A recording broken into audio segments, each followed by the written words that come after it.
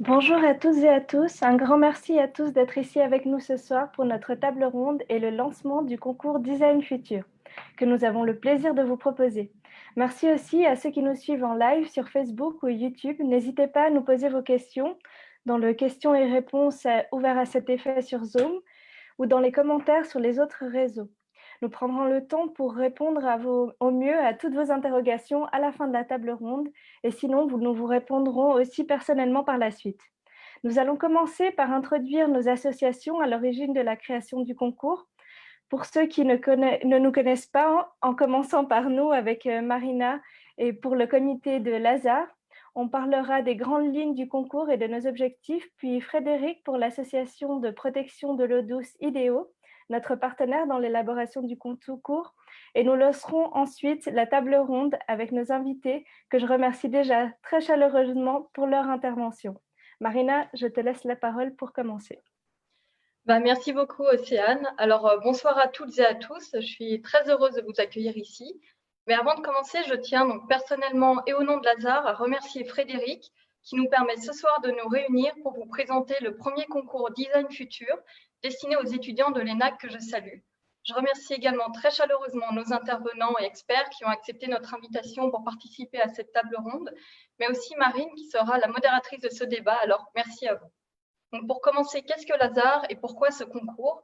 Eh bien, l'association des étudiants en architecture de l'EPFL, de l'École polytechnique fédérale de Lausanne, a vocation d'animer la section, de donner de la visibilité à notre discipline, nos travaux et nos idées, surtout en ces temps difficiles. C'est pourquoi cette année, nous avons ouvert une nouvelle commission qui s'appelle César, qui a pour but de promouvoir auprès des étudiants en architecture et de l'ENAC des compétitions comme Design Futur ou Upcycling Workshop, qui aura lieu cet été en concertation avec des laboratoires pour faire converger conception numérique, fabrication digitale et environnement. Nos projets ont pour but de générer de nouvelles synergies au sein de l'école, avec pour objectif de permettre aux étudiants de faire rayonner leurs capacités hors du cadre académique et de s'ouvrir au grand public et aux professionnels. Alors aujourd'hui, je suis fière d'annoncer le lancement officiel de la première édition du concours Design Futur. Et par le biais de ce concours, nous souhaitons que les étudiants se questionnent sur la transition écologique, les perspectives d'avenir de nos métiers. Cette idée, elle est née d'une discussion avec un partenaire déjà très engagé dans la lutte pour la protection de l'environnement et la préservation de l'eau douce, IDEO. D'autres associations étudiantes de l'EPFL nous ont rejoints, telles que Zéro Émission Group, TRI et l'AEGC, que je salue et remercie pour leur soutien, mais aussi pour le soutien de Durabilité EPFL et de l'Unipolis. Alors, pour participer à ce concours, c'est très simple. Si vous êtes étudiant de la faculté ENAC ou si vous constituez une équipe avec l'un d'entre eux, vous pouvez participer. De jeunes diplômés de l'EPFL ont également accepté de vous aider à développer vos concepts si vous voulez du soutien, que nous remercions également très chaleureusement. Alors, proposez-nous une idée, un projet, un concept qui sorte même du cadre de vos études. La date de limite du dépôt des projets est fixée au 15 mars 2021 et la remise des prix aura lieu en juin autour d'un événement festif à ne pas manquer.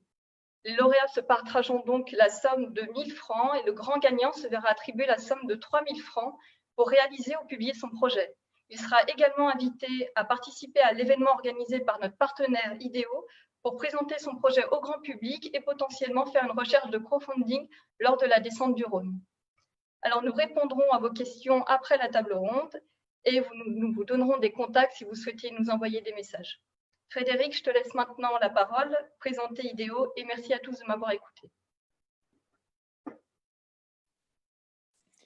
Merci Océane, merci Marina, merci de participer au lancement de ce concours.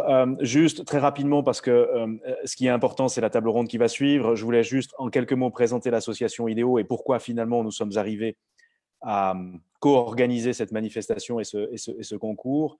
Notre association a lancé il y a quelques semaines de cela, le 18 septembre dernier, l'Appel du Rhône. L'Appel du Rhône est une mobilisation citoyenne, collective et transnationale pour demander la reconnaissance d'une personnalité juridique au fleuve Rhône, de son glacier en Suisse à son delta en France. Et l'Appel du Rhône, c'est une démarche que l'on inscrit dans le temps, tout d'abord. C'est une démarche qui va nous accompagner sur environ 3 ans. Et elle s'inscrit autour de 3 piliers qui sont pour nous des piliers fondateurs et qui sont liés. Il n'y aura aucun changement dans notre monde actuel sans engagement citoyen. Et donc l'Appel du Rhône souhaite fédérer les énergies pour impliquer le plus grand nombre à soutenir les droits de la nature. Ensuite, l'Appel du Rhône s'inscrit dans les groupes de travail pour accompagner la naissance et l'écriture d'un nouveau droit en Suisse, en France et en Europe pour enfin passer d'un droit de réparation à un droit de préservation. Et enfin, le troisième pilier qui nous rejoint et pour lequel on se retrouve tous ici, l'Appel du Rhône souhaite inspirer la créativité et encourager les solutions. Il y a urgence climatique, extinction de masse, disparition des sols, perturbation des cycles du phosphore et de l'azote, pression sur l'eau douce, disparition de la couche d'ozone, acidification des océans, pollution chimique, pollution atmosphérique. Il est donc grand temps d'inventer un monde durable contraint par les 9 limites planétaires. Les 9 limites planétaires, ce ne sont pas un jeu, puisqu'au-delà de ces seuils fixés pour ces limites, les scientifiques nous disent que les conditions d'habitabilité de la Terre ne seront plus garanties pour l'espèce humaine. Il est grand temps donc d'envisager des choses nouvelles. Et c'est comme cela, finalement, qu'est née cette idée de concours. En discutant, nous avons eu la chance d'avoir pour le lancement de l'Appel du Rhône la participation de Marina et d'Océane qui nous ont aidés à lancer le coup d'envoi de l'Appel du Rhône. Et en discutant avec elles, on s'est aperçu finalement que ces étudiants, vous étudiants, vous vous mobilisiez déjà beaucoup. Une mobilisation lors des semaines climat, des marches pour le climat, mais pas seulement, et qu'il nous semblait, en discutant avec vous régulièrement, qu'il y avait une certaine frustration de ne pas pouvoir faire plus, conscient que les métiers de l'architecture, de l'urbanisation ou de l'aménagement du territoire sont au cœur de nos vies de demain, et finalement que vous aviez l'impression de ne pas forcément toujours avoir les armes ou qu'on ne vous donnait pas forcément toujours les armes pour justement réaliser et faire en sorte que vous puissiez envisager et imaginer ce futur-là.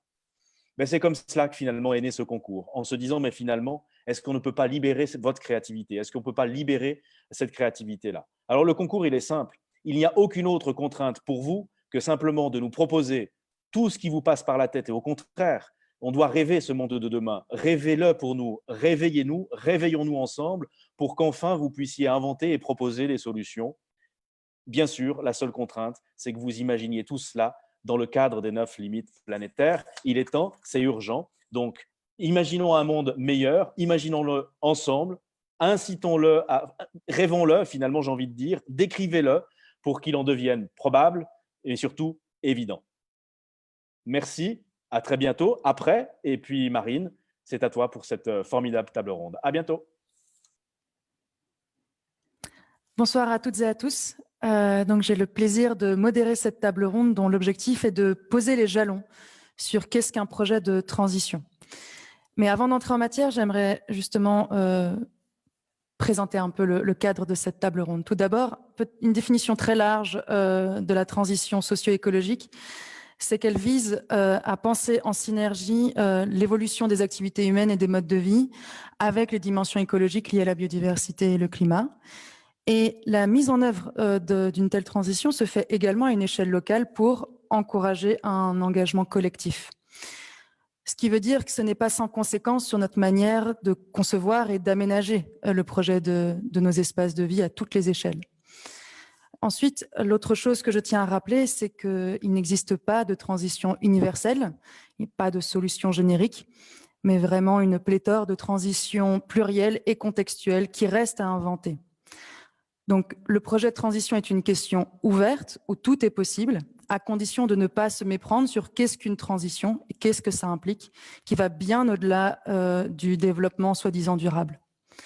Ainsi, cette table ronde n'est pas là pour apporter des réponses. Au contraire, elle partage des retours d'expérience, des pistes de réflexion, des idées, toutes inspirantes pour vous lancer dans l'aventure de ce concours et penser à votre propre projet de transition, qui est aussi l'avenir de nos professions. Et avant d'entamer cette discussion, j'aimerais vous proposer de présenter nos invités de ce soir, à commencer par Valérie Cabanès, qui est donc une juriste de droit international et qui œuvre depuis 2013 à la reconnaissance du droit de la nature et du crime d'écocide, en travaillant notamment pour l'ONG Notre Affaire à tous et aussi l'initiative des Nations Unies Harmony with Nature. En 2019, elle a cofondé l'école de droit à la nature, Wild and Legal. Elle a aussi écrit 2 ouvrages. Le premier se nommant Un nouveau droit pour la terre, pour en finir avec l'écocide, et un second, Homo Natura, en harmonie avec le vivant. Valérie, j'aimerais te poser la question, en quoi consiste la vision de transition socio-écologique, selon laquelle on doit repenser les projets de nos lieux de vie? C'est un langage complexe, mais je crois que ce qu'il faut effectivement saisir à travers aussi ce que vient d'expliquer Frédéric rapidement en évoquant les limites planétaires, c'est le fait qu'on n'a plus vraiment le choix que de changer totalement les règles du vivre ensemble et nos modes de vie si l'on veut pouvoir continuer à habiter sur une terre qui reste hospitalière et surtout si on veut pouvoir la léguer à nos enfants. Les limites planétaires, en fait, c'est quoi? Ce sont des seuils au-delà desquels nous ne devons pas aller, où l'activité humaine ne doit pas avoir d'impact si l'on veut rester effectivement dans un écosystème terrestre qui soit sûr. Mais cela veut dire très concrètement, en fait, qu'il faut que l'on réintègre le vivant, que l'on réintègre cette planète Terre, que l'on ne vive plus hors sol, comme nous vivons depuis plusieurs centaines d'années à travers le monde, plusieurs peut-être millénaires en Occident. Cette idée que l'on peut effectivement être maître et possesseur de la nature, que l'on peut exploiter l'écosystème terrestre jusqu'à plus soif. Le problème, c'est qu'effectivement, le jour où il n'y aura plus d'eau, où il y aura des sécheresses partout, le jour où les eaux auront monté et auront submergé les rives d'1 milliard de personnes, le jour où nous vivrons un climat à plus 4, plus 5, voire plus 7 degrés, et ça c'est dans quelques décennies, alors ce deviendra effectivement invivable. Donc il faut que l'on réintègre cet écosystème terrestre en tant qu'un des éléments de la nature, et donc que l'on adopte une vision beaucoup plus écosystémique. Et donc cette transition, c'est presque, je dirais plutôt une transformation qui nous est demandée, une transformation de nos valeurs, de nos modes de vie, de nos relations avec le reste du vivant, et donc de penser le monde de demain, de penser la ville de demain, de penser le territoire de demain, effectivement, dans le respect des besoins de nos voisins, humains et non humains, et dans le respect des limites que la planète nous offre, et donc de ces grands équilibres écologiques que sont le climat, que sont la biodiversité, que sont le cycle de l'eau, l'état des sols, l'état de l'atmosphère, de la couche d'ozone. Donc ça, c'est quelque chose sur lequel on reviendra, mais voilà, se projeter dans une vision qui va dépasser nos simples intérêts en tant qu'humains, qui va aussi dépasser des intérêts économiques pour réapprendre à vivre en harmonie avec le vivant et en harmonie avec donc, les personnes qui sont autour de nous, humaines et non humaines, et les générations futures. C'est un sacré challenge et je pense qu'effectivement les urbanistes, les architectes, les ingénieurs sont au cœur de cette transformation, je dirais même de cette métamorphose écologique. Très bien, merci beaucoup. Maintenant, je vais vous présenter donc Luca Pataroni, sociologue investi dans les relations entre urbanisme et culture, actuellement maître d'enseignement et de recherche à la section d'architecture de l'EPFL, où il est responsable de la ligne Ville, Habitat et Action collective du laboratoire de sociologie urbaine. Ses travaux portent sur les politiques urbaines et culturelles, les mouvements sociaux, l'évolution des modes de vie, ainsi que plus largement la recomposition des formes du commun dans la ville contemporaine. Il a notamment co-dirigé de nombreux ouvrages, dont celui qui s'intitule « Habitat en devenir, enjeux territoriaux, sociaux et politiques du logement en Suisse ». Lucas, comment aborder le projet de transition d'un point de vue sociologique? Alors, d'une certaine manière, je vais rejoindre déjà ce qui a été dit par Valérie Cabane. Hein. Au fait, j'ai l'impression que de quelque côté on vient le chercher, on va tous converger vers une refonte radicale. Moi, je m'intéresse effectivement au rapport entre les formes sociales, les formes politiques et les formes territoriales. Hein. La portée, si on veut, politique et morale de nos formes urbaines et territoriales. Et comme l'a déjà souligné Valérie Cabane, hein, faire un monde, faire la transition, hein, c'est pas simplement faire un monde plus durable ou faire le même monde, mais avec un peu plus de normes énergie, avec des voitures un peu plus propres, et puis des agricultures un petit peu plus écologiques, hein. Travailler sur la transition, hein, c'est de prendre au sérieux, de recomposer, hein, notre rapport à la nature. Et au fait, repenser notre rapport à la nature suppose plus largement, si on va aller au-delà, hein, comme dit Philippe Descola, de la nature et de la culture, suppose de mettre en question, hein, l'ensemble des catégories, hein, qui ont petit à petit sont venues coloniser notre manière de concevoir le rapport à l'environnement, mais aussi le rapport aux autres humains, hein, la différence entre la nature et la culture, entre la ville et la campagne, entre le logement individuel et le logement collectif, hein.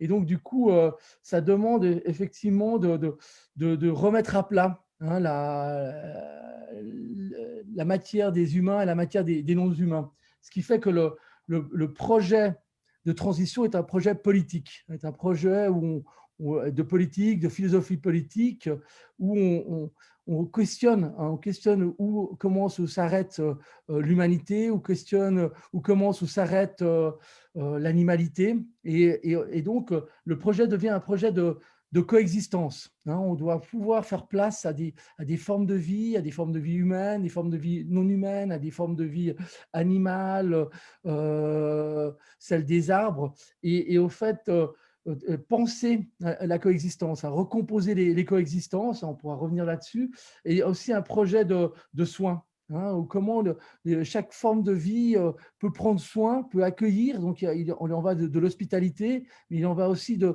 l'attention à l'autre.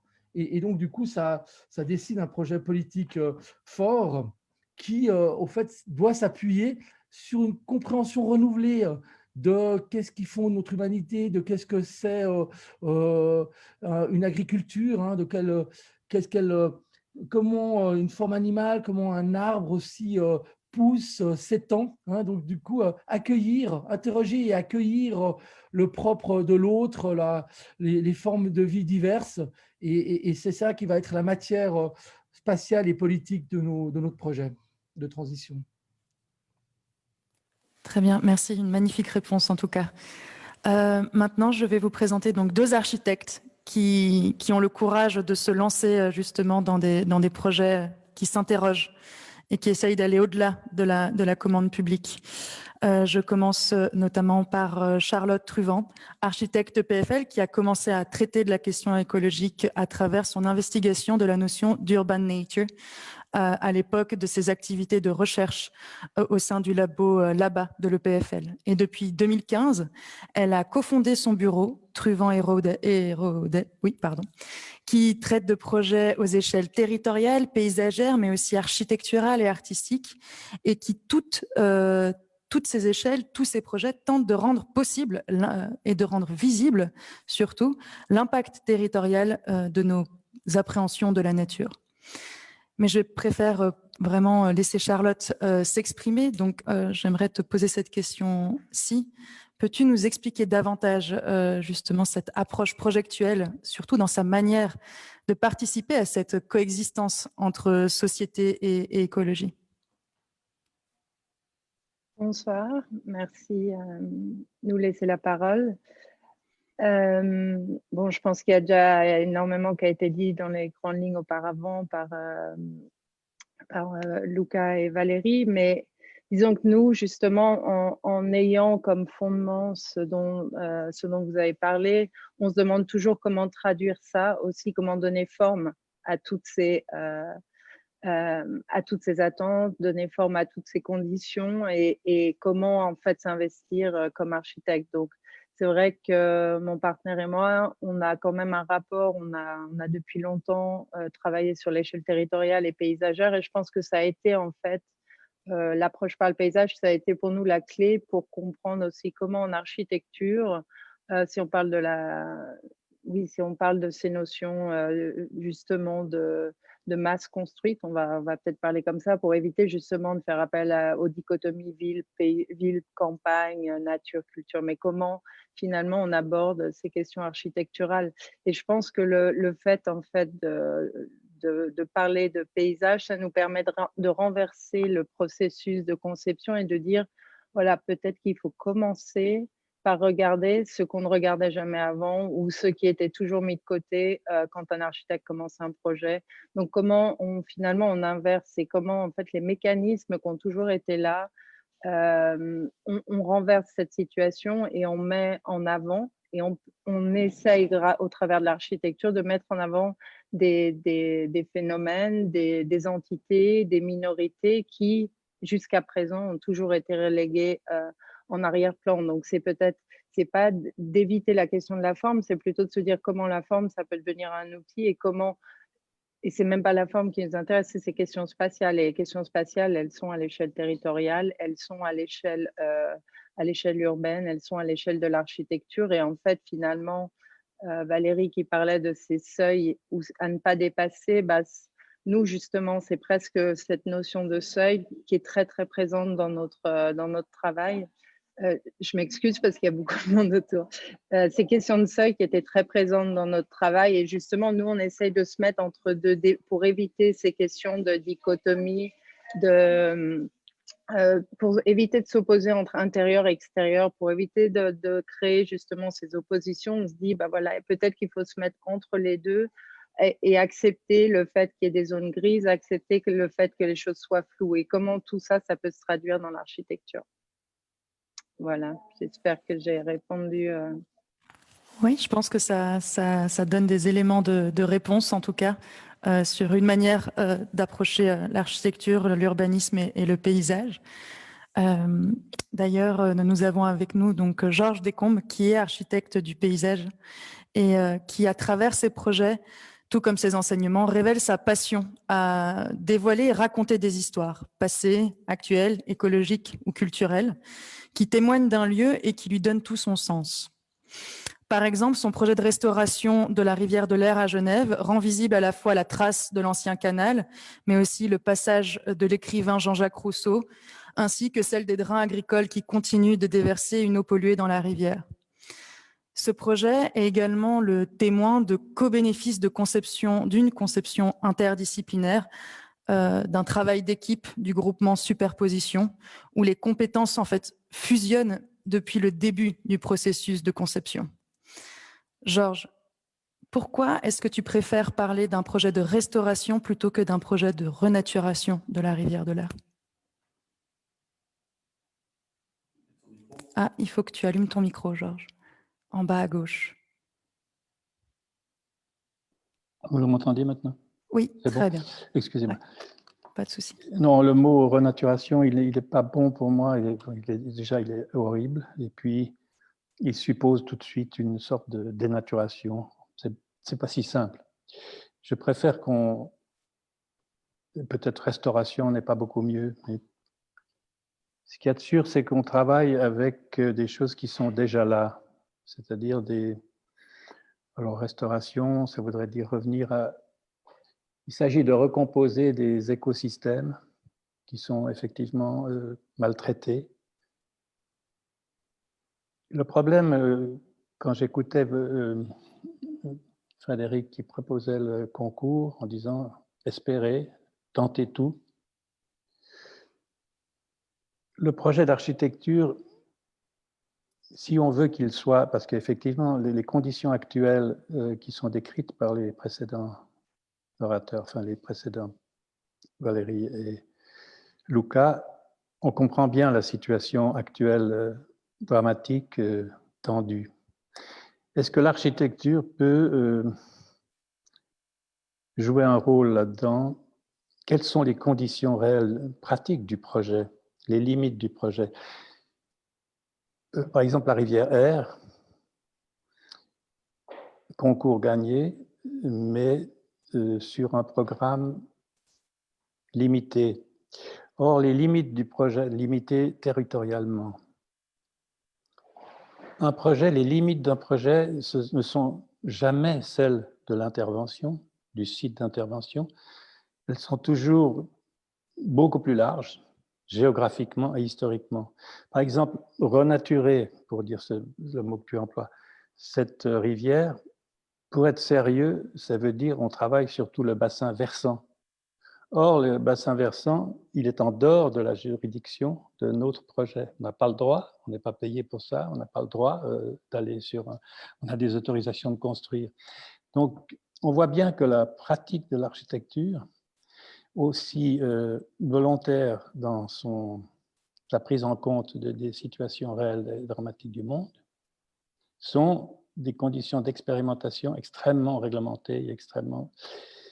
Et je crois que, je trouve ce que les étudiants proposent, ce concours montre, et ça a été dit par Frédéric, cette énergie,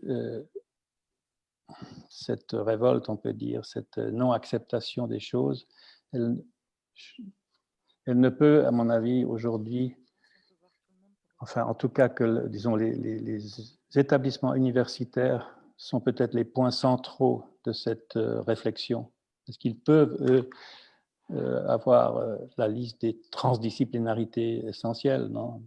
Bernard Stiegler rappelait qu'il ne pouvait rien inventer, rien trouver sans avoir un chimiste, un danseur, etc., sans une transdisciplinarité.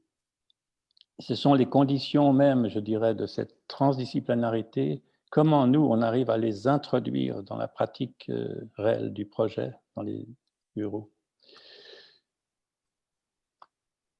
Oui, c'est ça. C'est-à-dire que on s'habitue, malheureusement.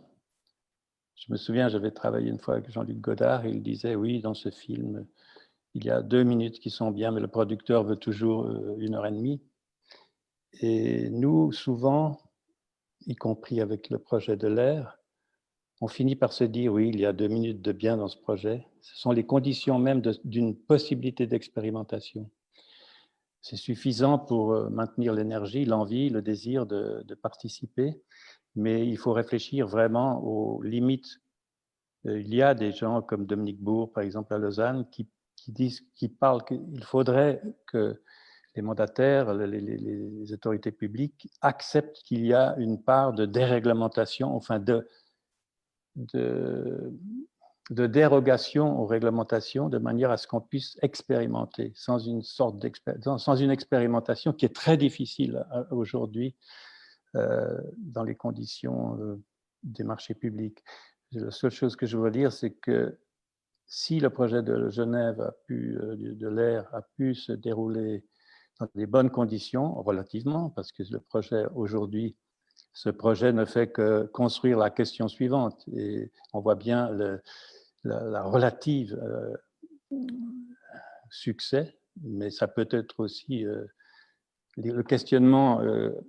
On a peut-être avancé un peu, mais on a, je crois, fait un bon travail, mais on en voit, ce travail permet de voir tout ce qui ne va pas, la qualité de l'eau, le manque d'eau, les latéralités sur lesquelles on n'a aucune possibilité d'action, celle des intrants de l'agriculture, celle des systèmes d'irrigation, des systèmes sanitaires, d'évacuation des eaux usées. Tout ça influe sur un projet dans lequel nous, on ne peut que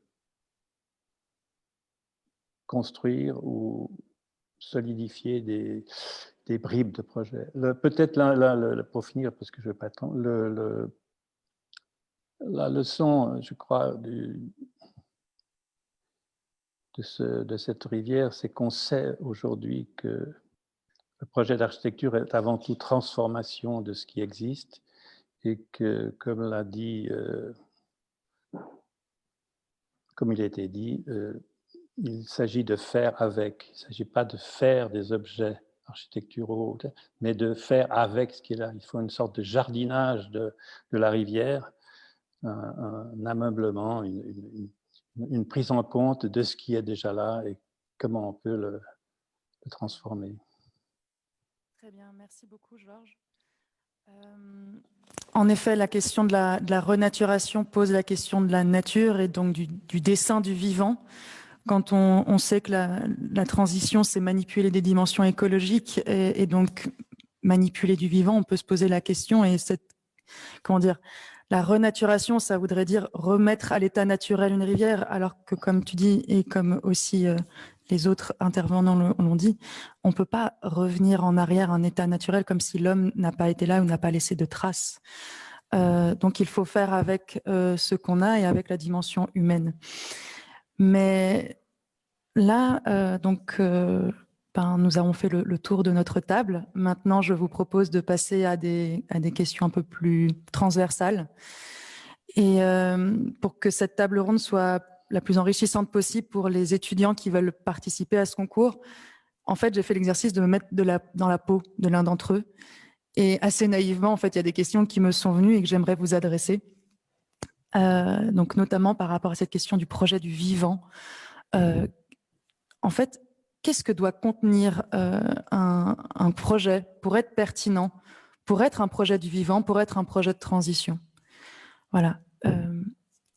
J'avais envie de lancer cette question d'abord à Valérie Cabanès, mais peut-être qu'il y en a d'autres qui souhaitent répondre, comme vous le souhaitez.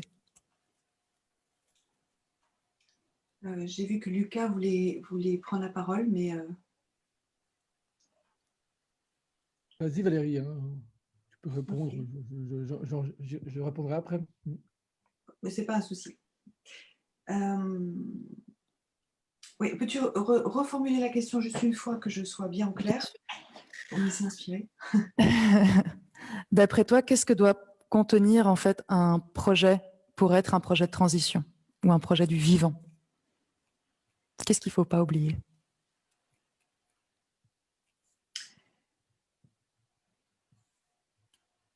Je crois qu'il ne faut pas oublier qu'on est de passage, qu'on n'est pas là pour mettre une empreinte indélébile sur la Terre. Et je crois qu'on ne doit pas oublier de laisser le passage. Laisser le passage pour que toutes les expressions de la vie, tous les éléments de la nature puissent jouer leur rôle écologique là où l'on vit. Augustin Berg parle souvent non pas de territoire mais de milieu de vie. Et il le fait dans un sens qui est très qui est très en cohérence avec les philosophies asiatiques, par exemple, qui est de dire, et toujours dans une volonté de respecter ce principe écosystémique et les liens d'interdépendance qui lient les différentes formes de vie sur Terre, ou les différents même équilibres écologiques, ou les différents systèmes ou cycles biogéochimiques, tout est lié. C'est l'idée aussi d'être en capacité donc de regarder finalement le lieu où l'on vit comme étant un lieu auquel on appartient, et donc et non pas un lieu qui nous appartient. Et ça change complètement la perspective, parce que un lieu auquel on appartient, comme je le disais tout à l'heure, c'est un lieu que l'on doit apprendre à partager avec d'autres et que l'on doit préserver dans le temps. Voilà, donc à partir de là, cette idée effectivement qui a été proposée par Frédéric d'utiliser le filtre des limites planétaires est intéressant. Il n'est pas intéressant seulement sur un plan purement scientifique, qui est de dire, ok, est-ce que je respecte bien le fait qu'il ne doit pas y avoir tant de taux d'extinction d'espèces par an, ou tant de forêts qui restent en place par rapport au taux qui est requis pour que les équilibres écologiques soient garantis. Ce n'est pas simplement une mesure scientifique, c'est de prendre en considération autour de soi tout ce qui fait que la vie peut perdurer. Et donc, et en même temps, en se projetant dans l'avenir. C'est compliqué. Ça veut dire effectivement, est-ce que le projet que je le construis dans le respect des engagements climatiques pour pouvoir rester en deçà de 1,5 degré, donc un taux d'émission de gaz à effet de serre. Ça, je dirais que c'est ce qui vous vient le plus vite à l'esprit. Est-ce que je le fais dans le respect de la biodiversité locale, de manière à ce que chaque espèce puisse continuer à jouer son rôle écologique sur place, espèces qui ne sont pas que animales, je rappelle, qui sont aussi végétales, c'est-à-dire la place de l'arbre, par exemple, dans la ville, la place des espaces de champs non coupés pour qu'il y ait une biodiversité qui s'exprime, pour que les pollinisateurs puissent continuer à jouer leur rôle.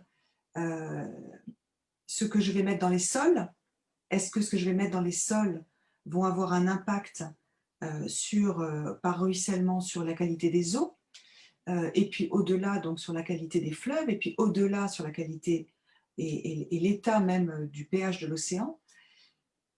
Est-ce que je vais disperser des aérosols atmosphériques? Est-ce que je vais disperser une pollution chimique, des métaux lourds, des composés organiques synthétiques, des pesticides? Tous ces composés-là sont expliqués dans les limites planétaires et permettent d'avoir une vision, donc, comme je le disais, beaucoup plus écosystémique de son impact. Et donc, être plutôt dans le rôle de quelqu'un qui va être un protecteur de territoire, un gardien, et non pas le rôle d'une personne qui répond à un cahier des charges qui lui est imposé. Et juste, je termine, cette révolte que l'on sent sourdre dans les milieux universitaires, il touche tous les milieux universitaires. Souvenez-vous, il y a 2 ans, de ces 15 000 étudiants des grandes écoles en France qui ont annoncé ne plus vouloir travailler pour les grands pollueurs. Souvenez-vous de cet appel des étudiants de Sciences Po, ils m'avaient demandé de les soutenir pour engager les étudiants de Sciences Po à ne plus travailler pour les pollueurs et engager même l'école de Sciences Po dans une charte écologique. Les étudiants en droit qui demandent aujourd'hui à leurs professeurs de les initier au droit de la nature, de les initier à ces concepts juridiques innovants qui sont les limites planétaires ou la création d'un crime d'écocide, c'est-à-dire le fait de détruire notre maison commune, qui déstabilisent leurs professeurs et qui sont obligés d'aller rechercher d'autres compétences pour pouvoir répondre à cette demande. Et je pense qu'il y a un mouvement de résistance, et un mouvement de résistance qui s'exprime aussi dans le milieu des architectes professionnels aujourd'hui, puisque par exemple en France, plusieurs projets, plusieurs initiatives demandant la reconnaissance de la personnalité juridique d'écosystèmes, de rivières par exemple, ou demandant la mise en place de parlements écologiques qui font discuter entre eux entre différents types d'acteurs sur un même territoire, les politiques publiques à mettre en œuvre, et donc aussi les projets d'urbanisation, en y incluant la voix des non-humains sur un même territoire, dans un même écosystème, en y incluant les industriels, en y incluant les politiques, en y incluant les citoyens, les usagers. Ce sont des projets, je pense au Parlement de Loire, je pense à la Seine, je pense au Parlement de l'Étang de Berre, portés par des architectes. Et la Seine n'est pas à vendre, elle est portée par des architectes qui ne veulent plus aujourd'hui répondre aux appels d'offres qui leur sont proposés et qui détruisent les berges de Seine, qui détruisent les îlots sur la Seine, qui obligent à bétonner, à construire des ponts, etc. Voilà, donc il y a une double attitude, une attitude de protecteur et en même temps une attitude de frondeur, si je dirais, à mon avis, à adopter dans le cadre d'une nouvelle vision du territoire, du milieu dans lequel on vit, qui peut être portée par ceux qui construisent nos habitations de demain. Très bien, merci beaucoup. C'est vrai que, alors, ce que j'entends, c'est qu'il y a la notion de l'architecte, mais aussi de l'ingénieur de l'aménagement du territoire, d'être protecteur et défenseur, d'avoir une vision vraiment large, transversale, écosystémique. C'est très, comment dire, très ambitieux, ça semble très complexe. Je ne sais pas si Lucas, tu voulais peut-être ajouter quelque chose à ça? Oui, volontiers. à nouveau, je vais m'inscrire aussi dans la foulée de ce qui vient d'être dit par Valérie et aussi par Georges Descombes auparavant. Hein. Je pense Georges Descombes a fait sentir hein, par sa grande sensibilité hein, le type de renversement hein, qui est appelé dans le projet de la transition. Hein. C'est-à-dire que si le projet de la transition doit, comme j'évoquais auparavant, être un projet de coexistence, d'invention, de réinvention des coexistences et de soins, et donc ça doit être avant tout un projet d'écoute. Hein, c'est-à-dire que quelque part, il doit découvrir ce qui fait la trame des formes de vie et du coup de leur milieu de vie. Hein, c'est-à-dire que aucune forme de vie n'existe sans un milieu de vie. Hein, c'est-à-dire que donc, ménager des milieux de vie, donc on doit ménager, on doit les laisser à ce qu'on appelle la bienveillance. Hein, c'est se porter vers quoi tend l'autre, hein, d'une certaine manière, donc l'accueillir et le ménager. Et donc, c'est vrai que ça demande effectivement un travail actif d'enquête ou de dispositifs qui permettent à des porte-parole, à donner de la voix, à faire donner de la voix à la biodiversité, hein, ce qui peut être fait à la fois par des écoutes portées par les environnementalistes, mais qui peut être fait aussi par la sensibilité de l'artiste. Et donc, c'est faire venir hein, dans des assemblées renouvelées, hein, comme le rappelait Valérie Cabane, auquel appelait déjà Bruno Latour dans Politique de la nature. Donc, c'est inventer, et l'urbaniste à ce moment-là, mais aussi l'environnementaliste, mais aussi l'ingénieur civil viennent faire entendre des milieux de vie, des formes de vie, et on cherche à les composer. Et bien entendu, si ce travail d'exploration n'a pas de limite a priori, hein, on voit bien qu'il très rapidement, il va rentrer il va être en difficulté hein, face au découpage du zonage, face au découpage, à tout ce qui est venu coloniser nos manières, nos instruments, nos métriques. Et donc, c'est pour ça qu'on doit détricoter le droit, hein, comme le fait Valérie Cabane, hein, pour pouvoir le rouvrir de manière à ce qu'il puisse se transformer en projet d'accueil. Où on doit aussi décomposer le zonage, donc repenser des pensées de l'intrication. Et donc, du coup, il y a vraiment ce travail fort de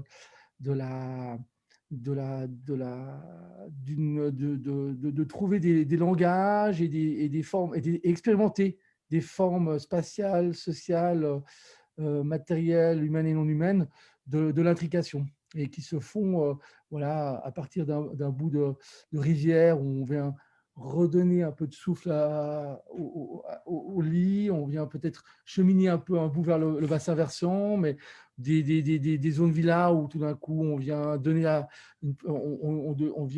une place équivalente à l'arbre qu'à la maison. Hein, et donc c'est là qu'on découvre, d'où l'intérêt du travail de Berck, hein, qui puise sa pensée justement de ces milieux du Japon, hein, qui n'a pas connu le même type de disjonction, où on a pu penser des maisons à l'intérieur desquelles poussent les arbres. Et je pense que c'est cette figure-là, hein, de la maison qui vient accueillir ou épouser d'une certaine manière. Donc c'est l'arbre qui pour moi est un symbole fort de ce qu'est le projet de transition, et qui vient chercher à aménager et des nouvelles alliances, au fait, entre ce qui auparavant était traité comme la nature, l'agriculteur, l'habitant. Très bien, merci beaucoup Lucas. Je vois très bien ce que tu as essayé d'apporter avec cette question de coexistence, justement, d'intrication, et puis aussi la question de l'échelle. Regarder l'échelle de l'élément qu'on regarde, parce que les échelles du vivant, c'est pas forcément les échelles de l'homme et de sa manière de faire du projet. D'ailleurs, j'aimerais adresser cette question donc plus aux projeteurs que nous avons parmi nous, notamment à Charlotte. Dans la pratique, comment exercer un projet de transition? Par où commencer? Voilà. Quel est ton point de vue, ton retour d'expérience sur l'exercice d'un projet de transition? C'est une question qui est relativement, finalement, qui peut être abordée presque de deux façons, parce qu'elle est très complexe. Et je pense que on est vraiment au début. Et afin d'aborder cette complexité, bien sûr qu'il y a deux positions ou deux positionnements à avoir. Il y a ce que disait Valérie avant, le fait de dire, voilà, il y a des commandes, il y a des demandes, on reçoit un programme, qu'est-ce qu'on fait? Est-ce que nous, comme architectes, on accepte, on reçoit le programme, on l'accepte et on se dit, OK, il y a certains moments où on peut refuser et se mettre en opposition, mais on peut dire aussi, bon, on essaye de faire avec, il y a certains besoins, on a besoin de construire certains logements, et à partir de ce moment-là, s'enclenche une sorte de procédure. Et je pense qu'aujourd'hui, le gros problème, surtout dans l'architecture, et si on résume plutôt dans l'environnement bâti, le gros problème, c'est que tout, à partir du moment où on parle de questions écologiques, environnementales, tout revient à la question de la mesure et de la quantité. Et pour le moment, toutes ces questions, elles sont seulement abordées d'un point de vue quantitatif et jamais qualitatif. Et on en arrive toujours, en fait, on en revient à la question de la norme et des standards, et qui établit finalement ces normes et ces standards qui nous poussent finalement sur certains points à ne pas avoir le choix. Finalement, quand on enclenche ce processus de projet et qu'on prend un programme, qu'on reçoit un programme et qu'on essaye d'y donner une réponse. Donc, bien sûr qu'on peut essayer de déplacer la réponse qu'on donne. Ça, c'est notre rôle d'architecte et c'est notre responsabilité. Mais il y a quand même cette question de la quantité qui est très, très contraignante et qui pose énormément de questions. Et du coup, on en revient en arrière à cette question de comment on décale la question, et est-ce qu'on peut à un moment, comme architecte, vis-à-vis de cette complexité qu'on ne peut pas aborder, on ne peut pas toucher encore à tout, c'est encore trop compliqué, même ces questions de mesure, si elles nous intéressent et qu'on veut essayer d'y répondre de la meilleure façon qui soit, on n'a pas encore les outils, les bureaux d'études n'ont pas encore les outils pour nous aider, ça prend trop de temps. Donc finalement, on en revient à des questions qui sont plus triviales et finalement beaucoup plus intéressantes, qui sont de dire, voilà, nous comme architectes, aujourd'hui, on n'a pas forcément des outils techniques pour mesurer et quantifier, ce qui est très bien. Donc, déplaçons la question et demandons-nous, voilà, qu'est-ce qu'on peut faire? Et c'est sûr que sur des grands principes, le fait de dire on fait moins, de se poser toujours cette question de sufficiency. Est-ce que c'est nécessaire ce qu'on fait? Est-ce que finalement, la quantité, ces quantités qui sont demandées, la question de confort, est-ce qu'on doit vivre tous dans 21 degrés? Est-ce qu'à un moment, on ne peut pas proposer d'autres façons de vivre? Et là, du coup, c'est sûr que là, on arrive plus facilement, nous, à aborder la question finalement de la transition d'un point de vue architectural. Mais c'est sûr que la remise en question finalement de cette approche très systémique comme ça, quantitative, il faut la faire, et ça c'est en amont, c'est là où il y a un énorme travail qui doit être fait justement en amont, à l'échelle territoriale, à l'échelle urbaine, et ça il n'y a aucun doute, et justement c'est finalement aux acteurs, à ceux qui écrivent ces programmes, à un moment ces briefs, de changer la façon aussi de définir les comportements et les attentes aussi des usagers. Donc, ça veut dire qu'on en revient en arrière et qu'on doit renverser ce mécanisme, et bien sûr inclure au plus tôt les usagers pour pouvoir finalement, et quand on parle des usagers, c'est inclure ces questions environnementales, inclure les questions naturelles, les questions d'écosystèmes, de végétation, et commencer par là, pour ensuite pouvoir écrire bien plus précisément finalement un programme pour un projet architectural ou urbain. Et c'est sûr que, voilà, il y a d'un côté cette complexité à laquelle on ne peut pas vraiment encore donner de solution, et de l'autre côté, le fait que nous, comme architectes, il faut se positionner et dire à un moment, voilà, il faut peut-être faire moins, et ça, on peut le faire. On est conscient que c'est quand même l'architecture, ça représente un tiers des émissions de CO2, enfin la masse, l'environnement construit. Donc, il y a bien quelque chose à faire. C'est sûr que le changement, il va être radical si on arrive à comprendre comment opérer dans notre discipline. Mais voilà, je pense quand même que c'est toutes ces notions fondamentales dont on a parlé avant, et c'est plutôt des questions de principe. C'est ça sur lequel, ces points sur lesquels il faut réfléchir. Ça ne nous aide pas toujours à démarrer un projet de transition, un projet, mais c'est dans la façon de... Ou si ça nous aide, mais des fois, on n'arrive pas toujours à décaler, à re-questionner un programme, à changer les standards. Donc, je pense que le travail doit être fait en amont. Et nous, voilà, en tant qu'architecte, on doit participer à ces mises en place, à ces études de faisabilité. On doit être présent et c'est notre responsabilité d'essayer de changer finalement, ces mécanismes. Très bien, merci beaucoup. Est-ce que quelqu'un voudrait réagir ou ajouter quelque chose? Oui. Vas-y, Oui. Georges. Non, je voulais juste dire, si la situation semble désespérante, il faut dire la situation générale, si on prend ça, je crois qu'il ne faut pas négliger la qualité ou l'importance d'expérimentations qui peuvent être très vite acceptées, comprises et suivies, encouragées par le public.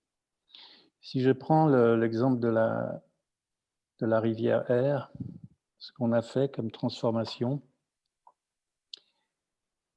c'est sûr que selon Descola, cette relation avec les éléments naturels, avec l'eau, avec le son de l'eau, avec les oiseaux, enfin tout ce monde, cette beauté du monde, parce dont parle Morisot aussi, elle est peut-être distancée dans la sensibilité du public par cette vision naturaliste selon Descola, c'est-à-dire d'un monde, d'une nature qui est extérieure à l'homme. Et Descola dit à juste titre que dans des civilisations, dans des animistes, où un autre rapport entre la nature et les hommes sont cherchés, il est plus facile peut-être de retrouver ce qu'est un glacier pour un andin, ce qu'est un fleuve pour telle et telle population. Mais moi, ce que je voudrais dire, c'est que ce que j'ai observé, d'abord, un espace comme celui qu'on a retrouvé, puisqu'on a transformé la rivière, mais qu'on a aussi gardé l'ancien canal comme un espace public, comme une suite de jardins linéaires, donc, et que spécialement, nous l'avons gardé comme une scène sur laquelle on pourrait discuter ce que ce grand laboratoire à ciel ouvert expérimente là. On reconquiert une partie de la vivacité des écosystèmes de la rivière. Et ceci, on le présente au public. On ne le garde pas pour nous, on le présente à ce public, et le public, on lui a proposé cette scène. Et ce que je remarque, c'est que les gens viennent là. De reste, il faut remarquer que ces parcs ou jardins publics sont presque les derniers lieux gratuits. On peut venir dans les jardins publics sans payer, c'est très important. Et les gens qui viennent là, moi je dirais, peut-être de manière trop optimiste, que je sens comme une communauté qui se crée là. Il y a des récits les gens parlent, les enfants regardent, redécouvrent.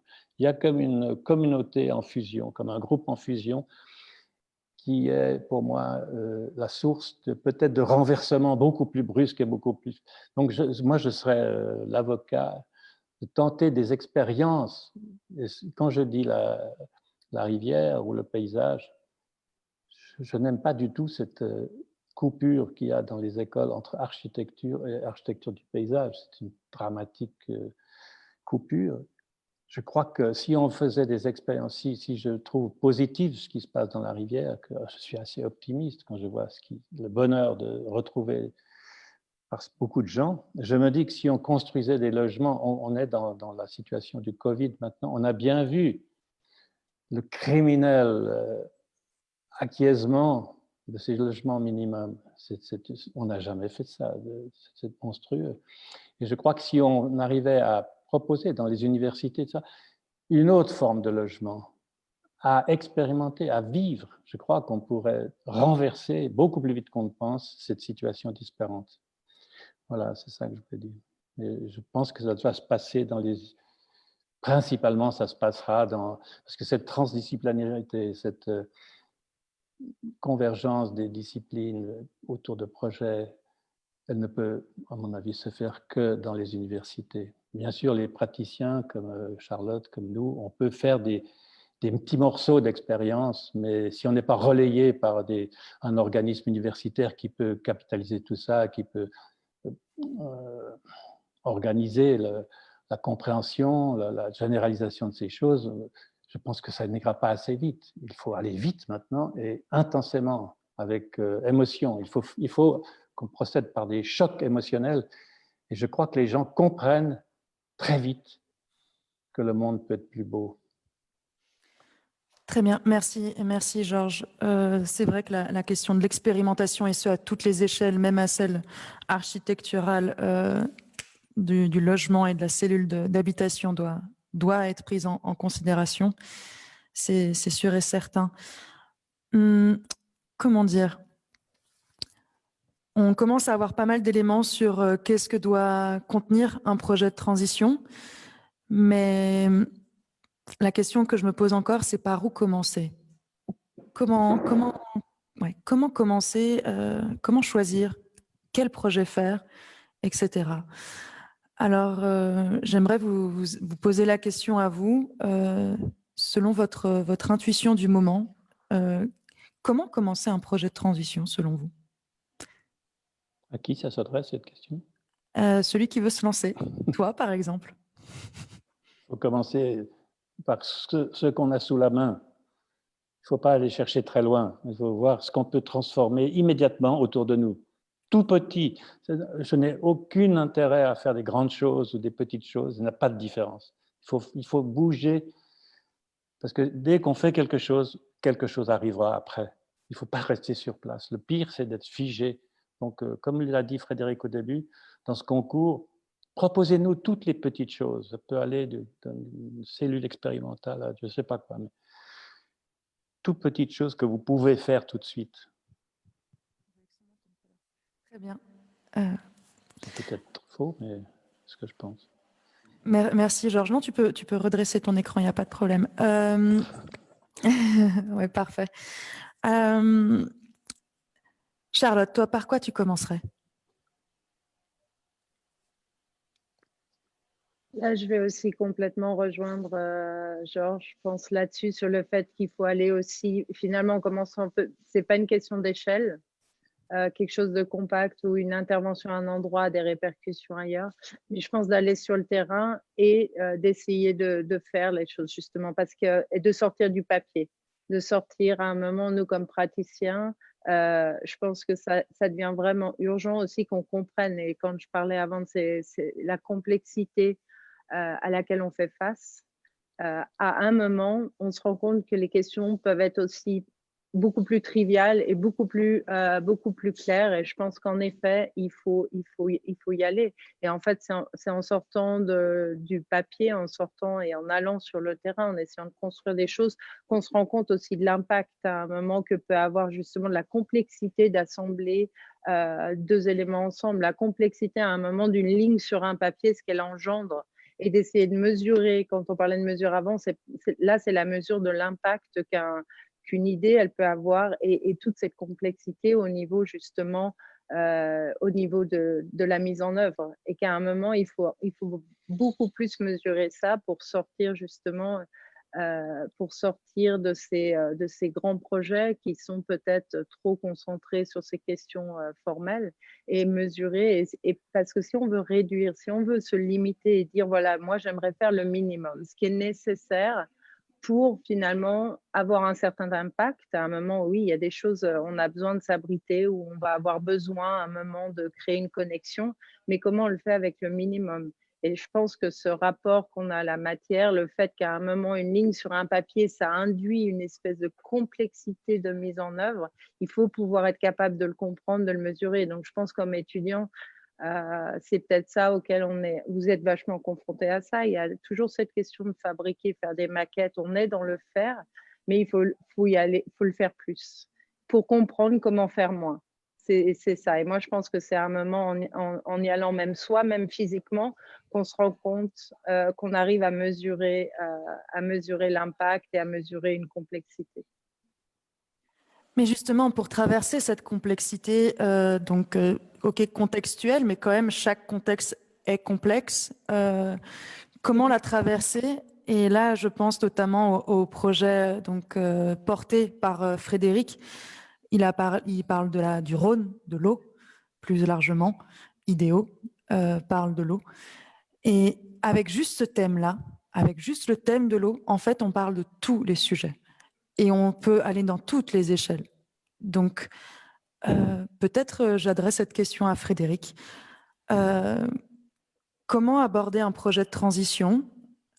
Comment commencer un projet de transition selon toi?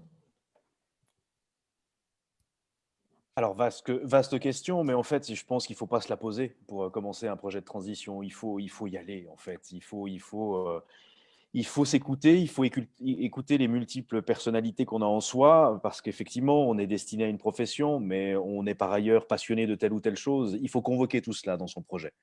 Moi, je vais vous donner un exemple. Il vaut ce qu'il vaut, et c'est mon exemple personnel.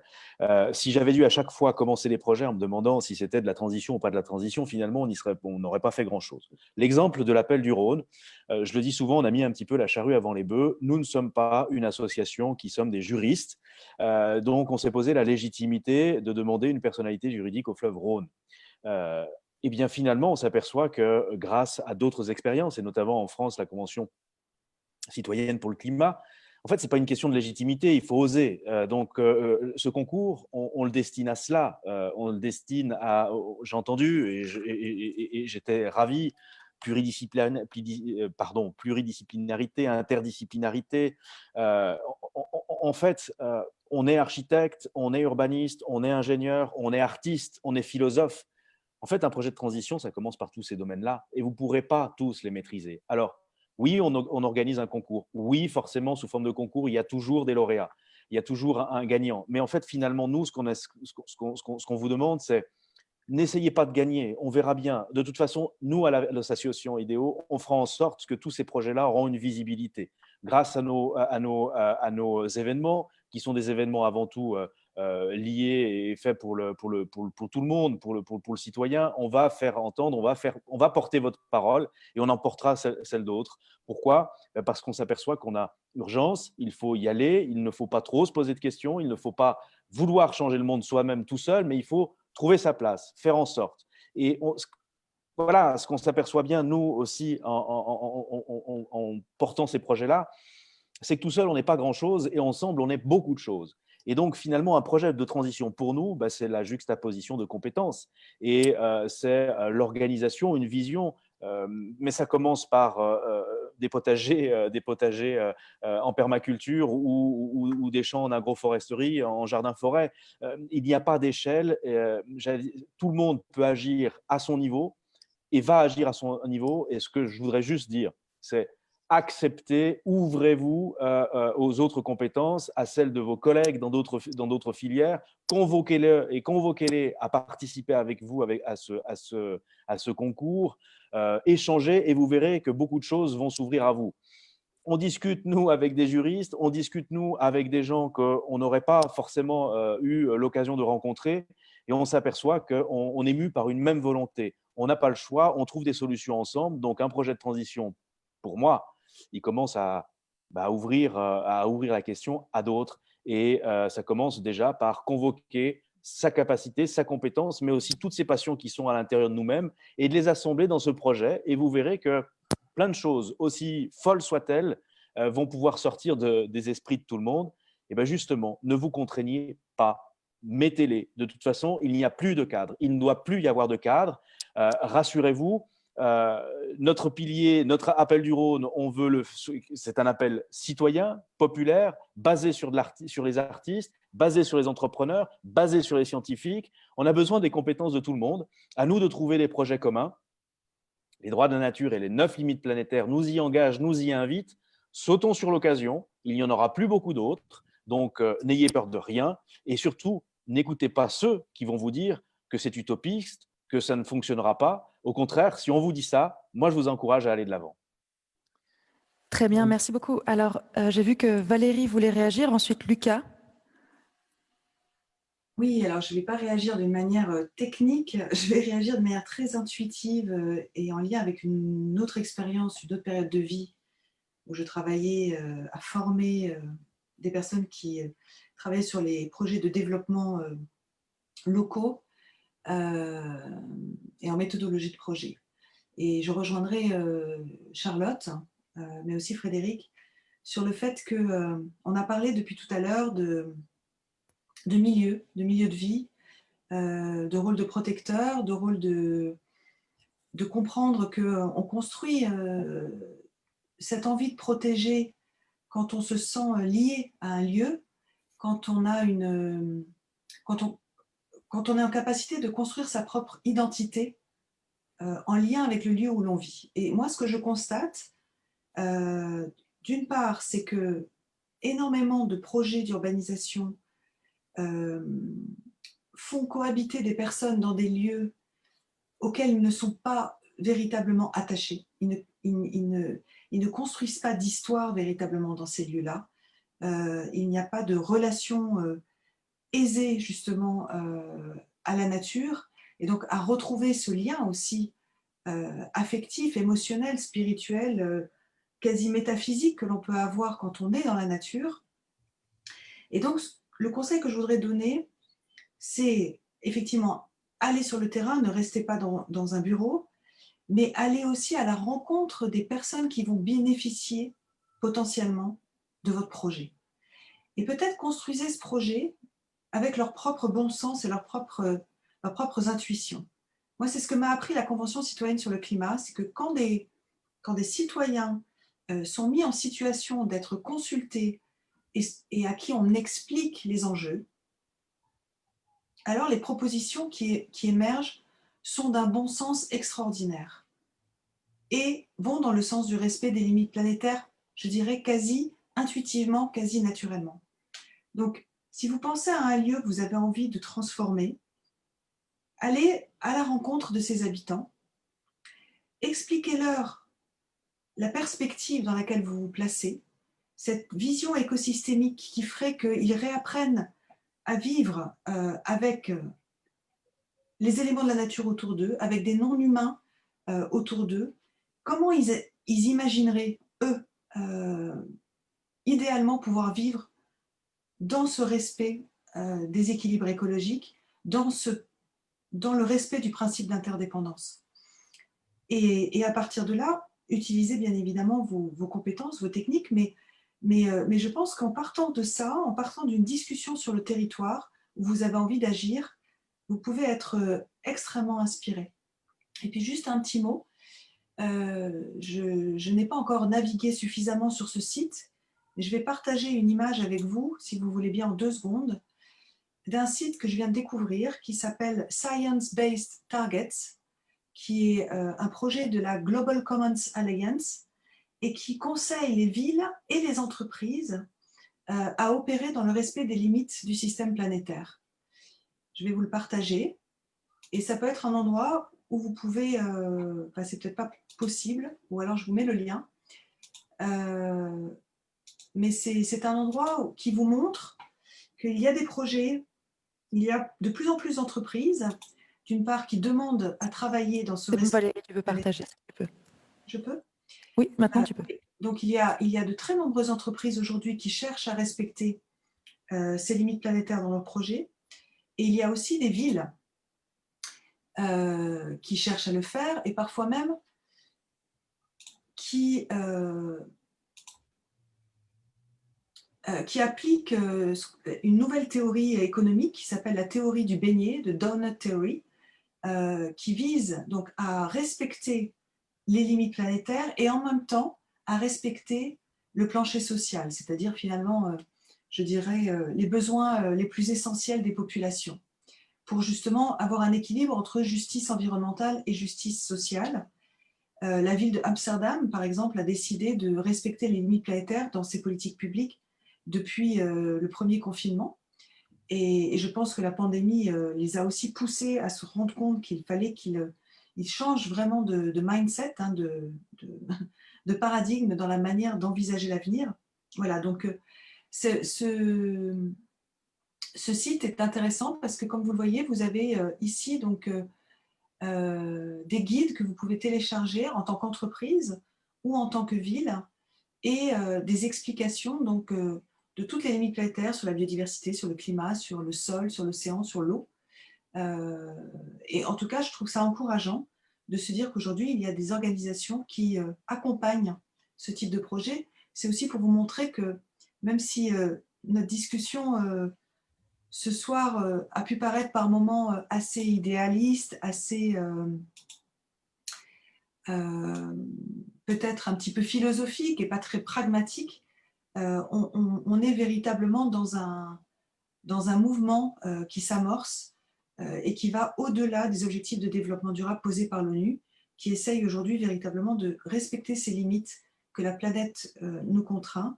Et c'est une voie qui est empruntée aujourd'hui au niveau de l'Europe, puisqu'il y a 700 000 € qui vont être débloqués pour faire de la recherche sur ces limites planétaires en Europe, qui sont déjà utilisés au sein des Nations Unies et qui risquent même d'engager un 18e objectif de développement durable sur cette idée de métamorphose écologique en lien avec les limites planétaires et le risque d'écocide. Je ne peux pas vous en dire plus, mais sachez que voilà, on est dans l'ère du temps et vous pouvez faire confiance à Frédéric aussi pour bien structurer ce projet, et je trouve ça passionnant d'en faire partie et j'ai hâte de découvrir ce que vous allez inventer. Voilà, merci. Merci beaucoup Valérie. D'ailleurs, c'est une question que j'aimerais vraiment mettre sur la table avant de finir, peut-être même ce serait la dernière question, c'est la question de l'interdisciplinarité. On a parlé de la transdisciplinarité. Donc l'interdisciplinarité, c'est entre les disciplines, et transdisciplinarité, c'est entre les institutions. Donc faire avec les autorités, mais aussi les habitants, les associations, tous les acteurs. On décloisonne tous, les échelles, les organismes qu'on met ensemble, etc. Et donc, la question, vu que c'est un concours quand même proposé au GC, au SIE, aux archis, de travailler ensemble, donc à toute la faculté ENAC, qu'est-ce que l'interdisciplinarité peut apporter de plus? Comment aborder l'interdisciplinarité? Comment faire un projet interdisciplinaire? Je ne sais pas si vous avez quelques pistes de réflexion par rapport à ça. Est-ce que quelqu'un aurait envie de donner un petit input? Ou un retour d'expérience peut-être. Si je peux me permettre, je me souviens quand je travaillais dans l'atelier d'Écombre-Rampigny de voir le groupement superposition avec un ingénieur environnement qui commence à dessiner un banc et d'un seul coup ce banc se transforme grâce au génie civil à quelque chose qui protège contre les crues. Enfin, d'un seul coup, tout devient multifonctionnel. Ça rejoint complètement ce que disait Charlotte, de faire plus avec moins. Au final, l'interdisciplinarité a cette intelligence-là si elle est prise en amont dans la conception. Est-ce que quelqu'un aurait envie de rebondir là-dessus, Georges? Non, je ne sais pas. Je me souviens de Piaget. Lui, il faisait une différence entre transdisciplinaire et interdisciplinaire. Interdisciplinaire, ça suppose que les disciplines se rencontrent, ne changent pas.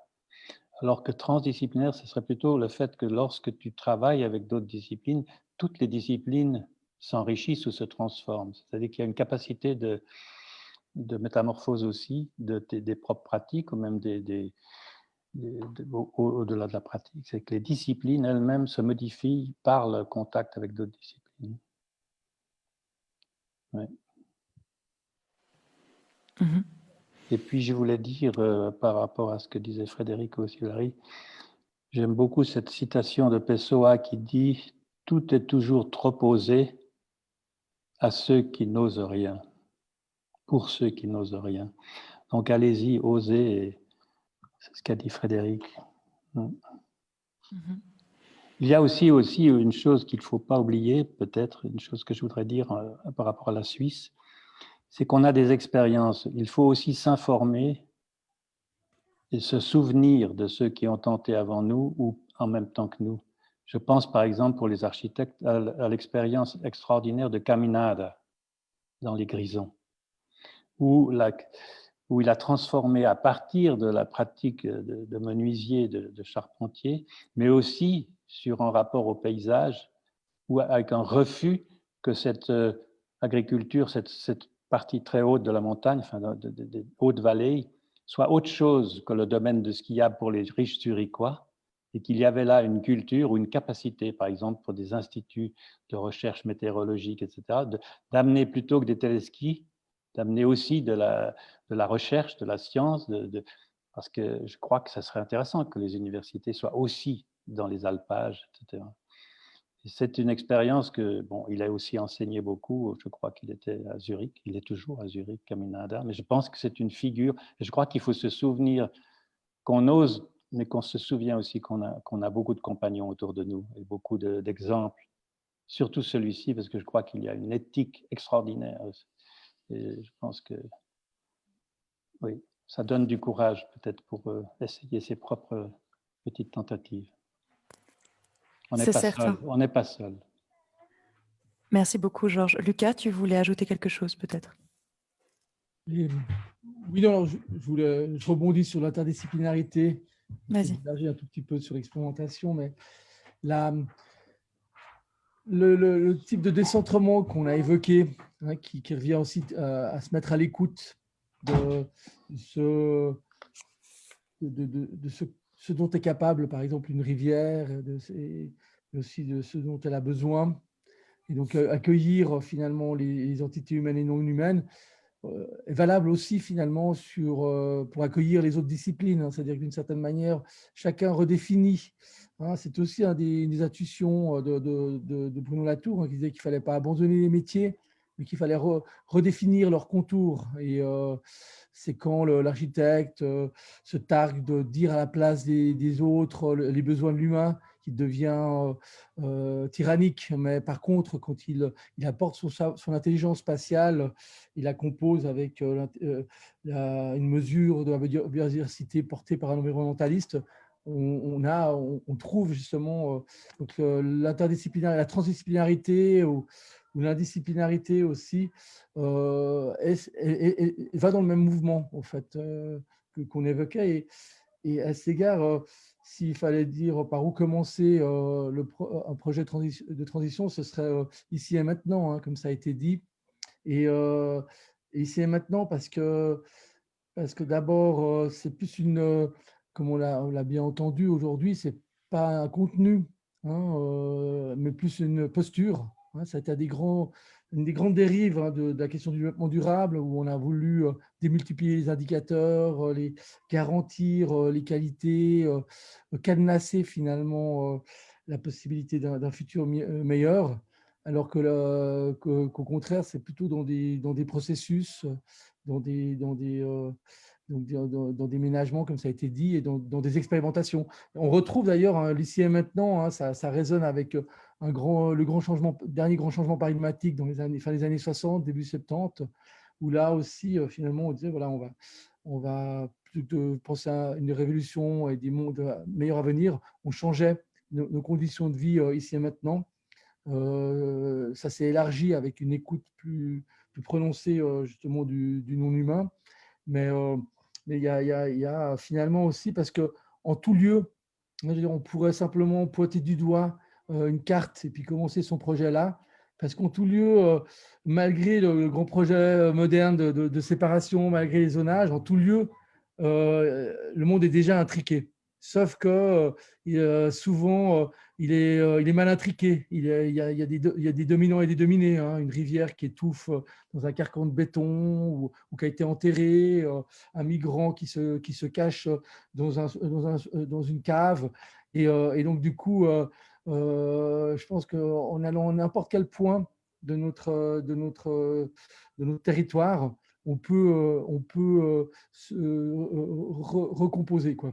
Et c'est là, je pense, la force. Et avec cette idée, hein, qui est l'autre idée, hein, derrière ça, c'est qu'en partant d'ici à maintenant, on change par contamination. C'est quelque chose qui était déjà, hein, présent, hein, dans les mouvements squad, dans les utopies, pragmatopies, on disait dans les années 80, où finalement on faisait effondrer le système actuel en démultipliant les expérimentations. Et si je reviens sur le grand changement de paradigme de la fin des années 60 et début 70, où on a questionné, hein, le modèle des grands ensembles et de l'urbanisme fonctionnaliste, les écoles d'architecture, hein, ce que disait Georges, ont joué un rôle essentiel aussi, hein, ont accompagné les mobilisations citoyennes. Et je pense, là, c'est vrai que je suis convaincu qu'on le sent, hein, si on converge tous ici, c'est parce que quelque part, on est déjà porteur de ce nouveau paradigme. J'avais été frappé aussi dans le concours sur le Grand Genève, hein, toutes les équipes finalement vont dans ce sens-là. Mais on a encore besoin effectivement d'économiser les imaginaires, de révéler le potentiel dans un lieu, de transformer le rapport d'une rivière à son territoire, sur un bout de rivière. Voilà, et donc c'est chacune de ces petites expérimentations, la manière dont finalement les accueille, on les rend publiques, on les visibilise, on dessine ces alternatives. C'est ça qui va renforcer, avec en parallèle un travail, j'ai déjà dit, sur le droit, mais aussi sur l'économie. Et je pense que ce n'est pas simplement par le dessin, hein, mais c'est par le dessin pris, ou le projet pris dans des combats politiques, économiques, juridiques plus larges. Très bien. Merci beaucoup. Je pense qu'on va devoir malheureusement terminer. Peut-être en quelques mots résumer tout ce que j'ai appris ce soir. La transition, c'est pas une transition, c'est une transformation, une métamorphose de ce qui est déjà là. Il faut faire avec ce qui est déjà là et le rendre visible pour raconter une autre histoire, réinventer l'histoire, recomposer, reconstruire, redonner du sens et de l'identité, une sensation d'appartenance qui dépasse celle juste anthropocentrée de l'homme. Donc c'est aussi une manière de donner la parole au non-humain et de donner une nouvelle identité à l'ensemble du vivant dans un même milieu. Pour cela, on a besoin d'être ensemble, de parler avec les gens, de se reconnecter donc certes au territoire, mais aussi aux gens qui y vivent et aussi aux autres organismes.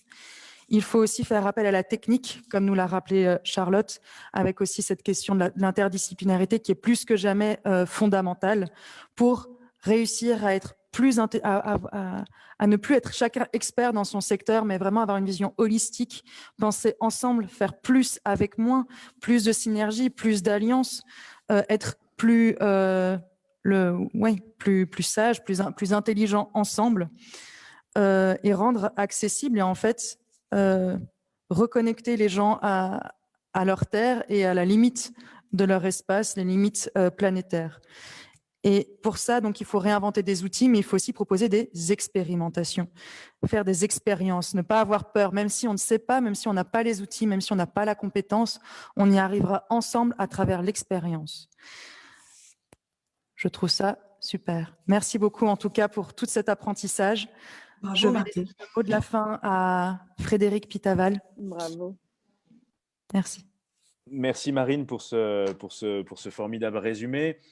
Juste avant de laisser les questions pour pouvoir rentrer un petit peu plus, pour répondre aux questions qui sont arrivées et laisser la parole à Océane, je voulais juste vous remercier tous au nom d'Idéo, mais je crois que Marina s'associera à moi aussi au nom de Lazare. Merci à toi Charlotte, à toi Valérie, toi Lucas, toi Georges d'avoir donné vie finalement à cette première édition du concours Future Design. On part dans l'inconnu, mais ceux qui me connaissent savent que j'aime ça, donc tant mieux, allons-y. Ça me réjouit. Je suis maintenant hyper impatient d'avoir vos retours.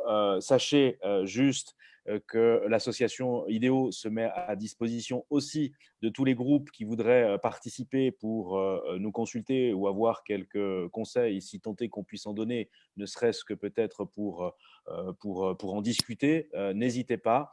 Et puis, tout simplement, merci Océane, merci Marina également de nous accompagner dans cette aventure. Je crois que pour nous, tout commence. Et puis, voilà, merci à tout le monde et à très vite. Océane, si nous avons quelques questions, c'est à toi. Oui, alors on a deux questions. Une question qui nous est aussi parvenue plusieurs fois ces derniers temps. Donc, par rapport à la participation au concours pour des élèves qui seraient hors faculté ENAC, je la pose à Marina. Est-ce qu'on peut participer jusqu'à quel… Enfin, qui peut participer même s'il ne fait pas partie de l'ENAC? Et s'il a eu son diplôme, par exemple. Pardon. Alors, donc, merci. Je vais répondre de façon assez générale. Donc, pour les étudiants des autres universités ou autres facultés qui voudraient participer, même en dehors de l'EPFL, donc nous, on reçoit avec grand plaisir toutes vos propositions, mais on fera aussi tout notre possible pour vous mettre en relation avec des personnes de l'ENAC pour que vous puissiez former un groupe et participer tous ensemble. Si jamais vous ne trouvez personne, envoyez-nous quand même vos projets et surtout contactez-nous par mail, sur Facebook, tous les réseaux sociaux pour qu'on puisse discuter ensemble et savoir surtout combien de personnes sont intéressées et faire tout notre possible pour que tout le monde participe. Ensuite, pour les personnes qui ont récemment terminé leur formation, c'est un petit peu le même principe, surtout contactez-nous pour qu'on puisse savoir un petit peu votre statut. Et puis pour les professionnels, s'il y en a, vous pouvez vous engager pour conseiller et soutenir les étudiants et les groupes dans leur démarche.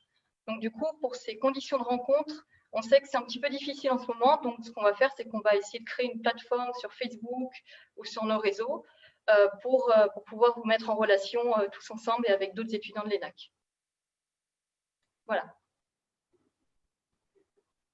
Ensuite, on a une autre question qui est un peu plus pour les intervenants cette fois. Elle est assez longue. Je vais vous la lire. Alors, n'y a-t-il pas dans vos réflexions un grand oubli, celui de l'inertie de notre système capitaliste néolibéral écocidaire? Je ne sais pas si je continue, mais oui, nous avons le choix en tant qu'architectes de refuser des appels d'offres, de se positionner, mais il ne faut pas se leurrer.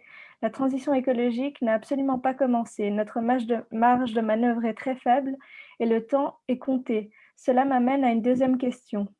La place de l'architecte n'est-elle pas dans les cabanes de Marielle Marcé, nos cabanes, dans les lieux qui ravagent de ce système de fabrique des fonds, des combats, tels que la ZAD de Notre-Dame des Landes ou plus proche d'ici, la ZAD de la colline à Éclépant en Suisse.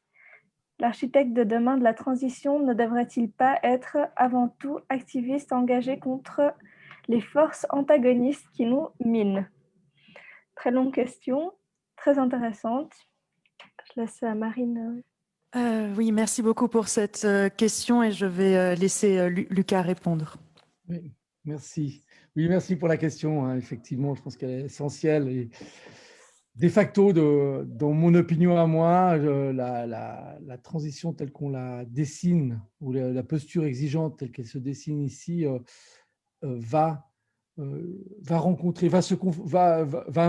implique la confrontation au capitalisme. Je veux dire, je suis très, très sceptique et quasiment… je ne crois pas à la possibilité effectivement de composer une transition qui pourrait aménager la nature et le capitalisme. Et donc, du coup, le moment de la résistance, c'est-à-dire que l'intelligence du projet n'a pas besoin de faire de la lutte contre le capitalisme. Parfois, ça doit être le point de départ, mais c'est souvent plutôt de dire, voilà, à un moment donné, si on commence à faire une transition, ce qu'on pourrait appeler une réforme radicale, hein, c'est-à-dire que quelque part, on change ici et maintenant, et si ça doit faire système, on va à un moment donné rencontrer, et donc se pose la question de la résistance, se pose la question de la persistance aussi de ce projet radical de transition. Donc au moment où il rencontre des logiques économiques, alors il peut les rencontrer très rapidement. On l'a déjà évoqué, hein, la soumission de l'architecte à des logiques économiques, à du réalisme, et donc et avec sur l'habilité plus ou moins grande de jongler avec, et puis souvent peut-être le besoin de faire de l'architecture en dehors, hein, ce que moi j'ai beaucoup suivi dans les squats, de simplement des concours ou voilà, dans des moments de praxis et de confrontation.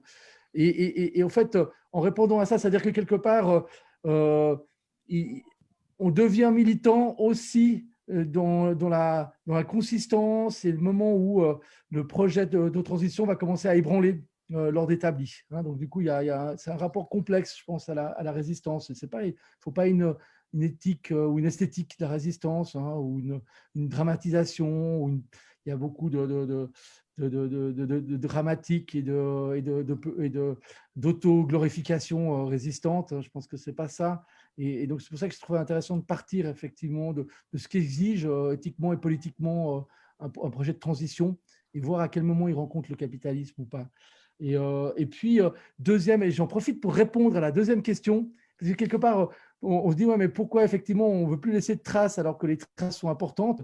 Et je pense que cette deuxième question, elle va de pair avec la première. Hein. C'est que moi, je ne suis pas du tout, je ne crois pas, et je ne crois pas non plus aux cabanes. Hein. Je veux dire, c'est joli les cabanes, mais ce n'est pas très solide. Quand Georges fait Hironature, ce n'est pas qu'ils ont ils ont fait disparaître le béton. Ils reprennent le béton dans un nouveau mariage, mais c'est aussi parce qu'avec du béton, ils créent un nouveau langage, ils créent des pérennités. Et l'architecture, ce n'est pas la palette. Donc,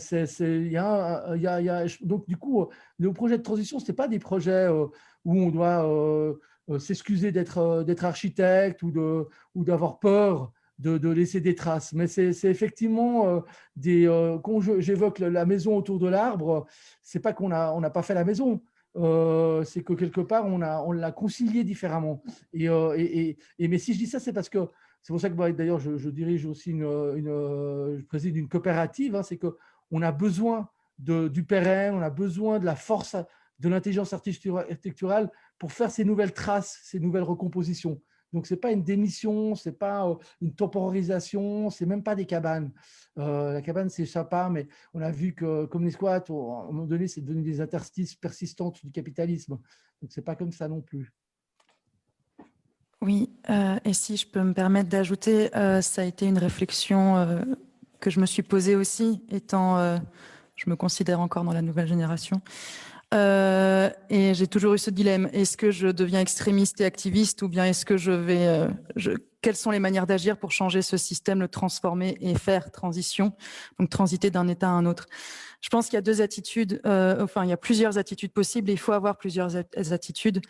Être contre le système actuel et agir pour démonter ce système, c'est une attitude. Une autre attitude serait celle de construire le nouveau système, de donner à penser, de le concrétiser, de donner envie d'y aller. Parce qu'aujourd'hui, on en parle beaucoup, mais c'est toujours très abstrait. Et donc, personnellement, j'ai choisi d'aller dans l'idée de construire un nouveau système, ce qui n'est pas un choix facile malgré les apparences. Et pourquoi on n'a pas parlé de ce combat contre le système actuel? C'est parce que dans le cadre de ce concours, l'idée, c'est de proposer aux étudiants d'inventer, de créer et en fait, d'initier cette nouvelle génération, de l'inviter à émerger, de sortir de ce cadre de cette école qui est pro-système, qui est pro-système actuel, et qu'ils cassent les codes et qu'ils puissent enfin émerger de leur coquille et puis voilà, juste faire émerger cette nouvelle génération qui va construire le système de demain, tandis que d'autres détruisent le système actuel avec leurs moyens de résistance qui sont les leurs. Mais pour moi, ce n'était pas le propos, ça aurait été hors propos d'avoir ce genre de discussion dans le cadre de ce concours autour de cette table ronde. Voilà. Est-ce que quelqu'un veut ajouter quelque chose, oui. Georges? C'est une question délicate, mais je n'ai pas nouvelle. Dans les années 70, Ben Saïd, autour de l'antipsychiatrie, un petit bouquin avait paru chez Maspero qui s'appelait « Faire et défaire la psychiatrie par tous ». Et Ben Saïd disait parce qu'on est dans cette aporie, ou bien on attend que le capitalisme soit changé, et on ne pourra rien faire si on n'a pas le capitalisme, pour prendre la discussion un peu caricaturalement. Et lui, il disait non, il faut sortir de cette aporie parce qu'il y a beaucoup de gens qui cherchent quelque chose d'autre. Donc, si vous êtes architecte, trouvez les gens qui, en agriculture, en permaculture, essayent de faire des choses dissemblables. En médecine, dans toutes les sphères d'activité de la société, il y a des gens qui espèrent autre chose. Et il faut faire alliance avec eux. Comme architecte, il faut peut-être aller travailler avec comme dans les ZAD, avec des agriculteurs. Il faut aller travailler avec des charpentiers, etc. Je pense qu'on trouvera à ce moment une capacité ou une possibilité même de vivre sans désespérer et sans attendre le grand soir. Peut-être c'est la seule façon de le faire arriver, ce changement, c'est en étant plus malin que cette grande généralité. Je crois qu'on ne peut pas travailler avec des objectifs ou des concepts aussi gros. Il faut être plus malin et faire alliance.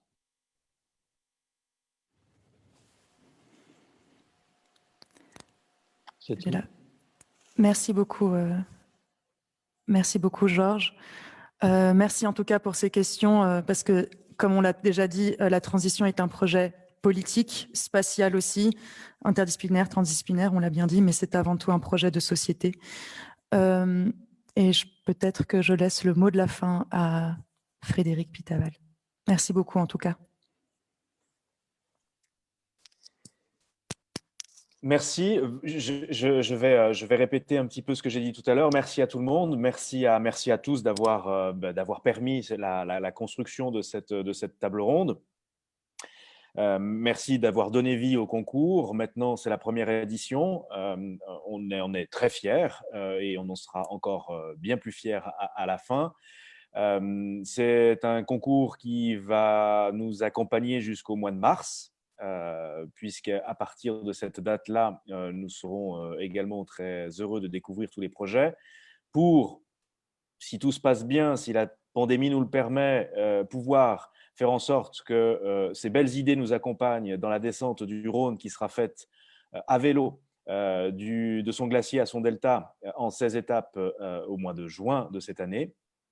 Si tel ne devait pas être le cas, on le ferait au mois de septembre, mais on va être optimiste et on va faire en sorte que, enfin, on va se projeter dans ce mois de juin et sera donc offert et rendu visible lors de ce parcours. Donc voilà, je pense, autre opportunité et autre fait un petit peu atypique par rapport à des concours d'ordinaire.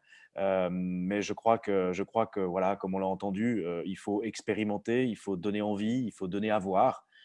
C'est notre rôle en tant qu'association de terrain, c'est votre rôle en tant que futur architecte d'imaginer des choses.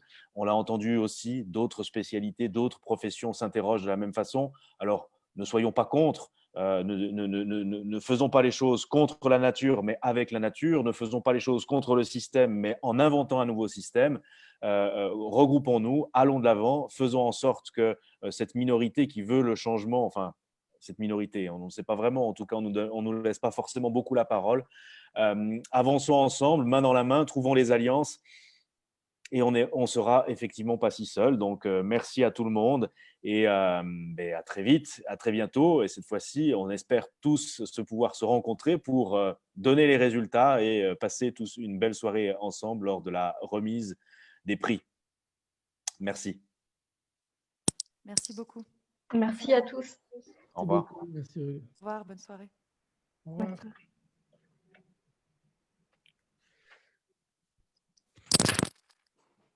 Au revoir Valérie, Anne, Marine. Au revoir. Marina. Au revoir. Merci Bien. beaucoup. Merci beaucoup. Salut Georges. Salut Charlotte. Au revoir, merci beaucoup. Salut Lucas.